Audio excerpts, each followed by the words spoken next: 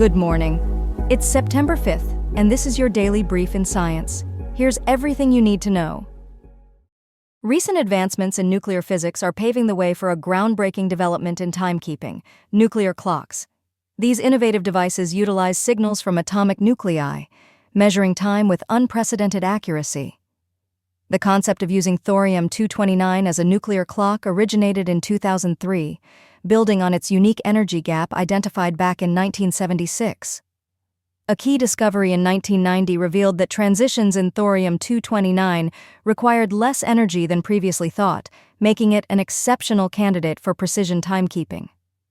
A significant breakthrough occurred in May 2024 when graduate student Chuankun Zhang detected a long-sought signal from Thorium-229, marking a pivotal moment in the field. The latest findings, published in the September 4th issue of Nature, present the most accurate measurement of the energy frequency necessary to elevate thorium nuclei to a higher energy state. This research achieved a measurement precision 1 million times higher than previous methods, establishing a direct frequency link between a nuclear transition and an atomic clock. The research team utilized a custom-built frequency comb to drive the unique transition in Thorium-229, significantly enhancing measurement precision.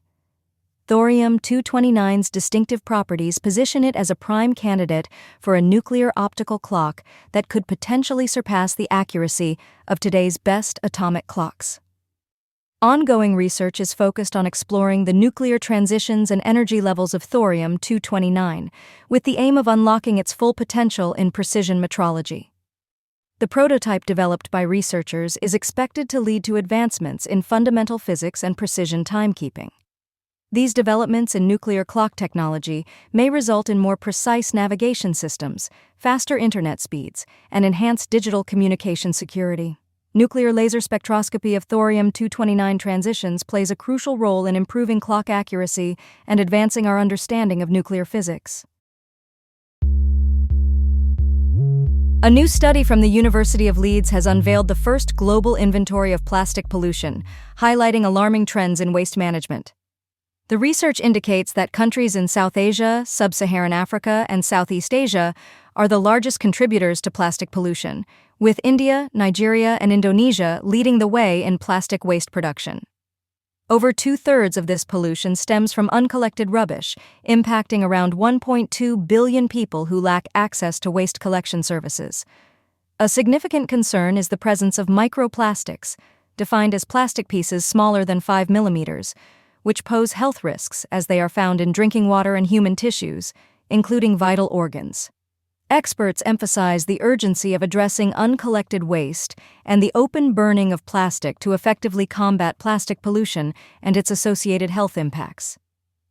In 2020 alone, approximately 30 million tons of plastic, or 57% of all plastic pollution, was burned without environmental controls, exacerbating health risks and environmental degradation. The findings are particularly timely as discussions are set to take place in November 2023 in Busan, South Korea, regarding a potential global plastic waste treaty.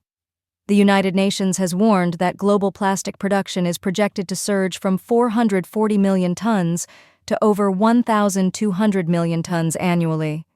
Researchers attribute the ongoing issues to a lack of resources and governmental capacity for waste management, especially in low- and middle-income countries.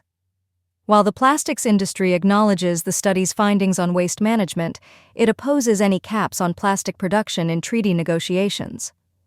Critics argue that the study does not adequately consider the global trade in plastic waste, which continues to rise despite some countries implementing bans on waste imports. Experts assert that plastic pollution is a global issue requiring improved waste management practices worldwide. A new scheme integrating visible light positioning and communication has emerged, promising to revolutionize how we navigate and communicate in various environments. This system leverages successive interference cancellation decoding, or SICD, to enhance performance significantly. Simulation results reveal that the proposed OPRC-VLP scheme achieves sub-centimeter positioning accuracy without requiring synchronization among transmitters. This is a substantial improvement, as it also enhances average bit error rate and positioning error when compared to existing methods. The advancements in underwater optical wireless communication are particularly pertinent to unmanned underwater vehicle technologies. These developments address critical challenges such as limited bandwidth and the susceptibility to Doppler effects, which have long hindered underwater communication. Numerical analyses have confirmed a joint optimization scheme that boosts the performance of underwater optical communication systems across varying aquatic conditions. This is crucial, as traditional methods to mitigate interference in underwater acoustic networks often compromise spectral efficiency. In response to these challenges, optical code division multiple access systems are being developed with a focus on code sequences that demonstrate suitable cross-correlation values. New 1D Corite codes have shown promise in improving system performance. Moreover, intelligent reflecting surfaces are being proposed to enhance optical wireless communication systems.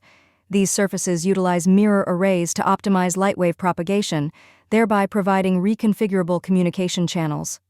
A unique relationship has been identified between transmission wavelength, optimal signal-to-noise ratio, link parameters, and water depth, varying with oceanic water stratification.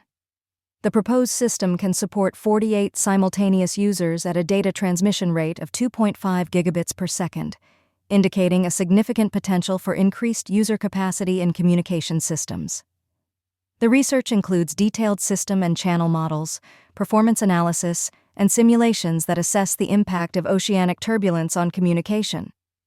This highlights the complexities involved in underwater communication.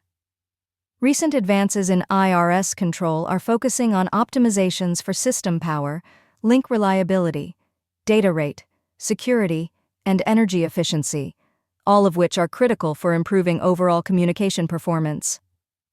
Additionally, rate-splitting multiple access has been proposed as a more flexible scheme for multi-user communications in underwater optical wireless communication, offering better user fairness and performance.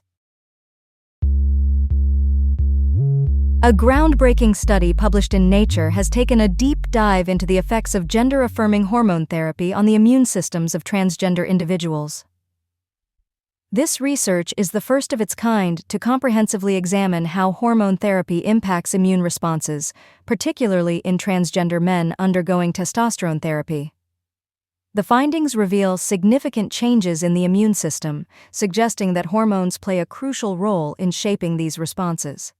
The authors of the study hypothesized that immune responses may have evolved to adapt throughout different life stages, indicating a complex relationship between hormones and immune function. Notably, while testosterone treatment did not change total immune cell counts, it did reduce the abundance of plasmacytoid dendritic cells, which are associated with autoimmune diseases. Additionally, the study points out that sex hormones may cross-regulate immunological pathways, with testosterone affecting tumor necrosis factor responses. Given these significant findings, the study emphasizes the importance of long-term clinical follow-ups for transgender individuals undergoing hormone therapy. Monitoring these patients is crucial to identify any unintended health consequences that may arise from treatment. The research also highlights the need for individualized treatment approaches and further investigation into the health outcomes related to gender-affirming hormone therapy. Furthermore, the study sheds light on how biological sex impacts immune function, revealing that men generally face higher infection risks, such as from COVID-19, while women are more prone to autoimmune disorders. The research also points out challenges laboratories face in interpreting tests for transgender individuals due to a lack of established reference intervals, underscoring the necessity for sex-specific reference ranges. Despite the promising insights, the study's limitations include a small sample size of only 23 participants, highlighting the urgent need for further research to understand the long-term health effects of hormone therapies. Professor Peter Brodin, who led the study, emphasized its implications for understanding disease differences and developing new treatments relevant to both cisgender and transgender individuals. Depression, a complex neuropsychiatric condition, affects around 320 million people globally and is a leading cause of disability. Recent research has uncovered that individuals with depression consistently exhibit a larger salience network in their brains, even when they are not experiencing symptoms. This suggests that an enlarged salience network may be a risk factor for developing depression, rather than a consequence of the disorder itself.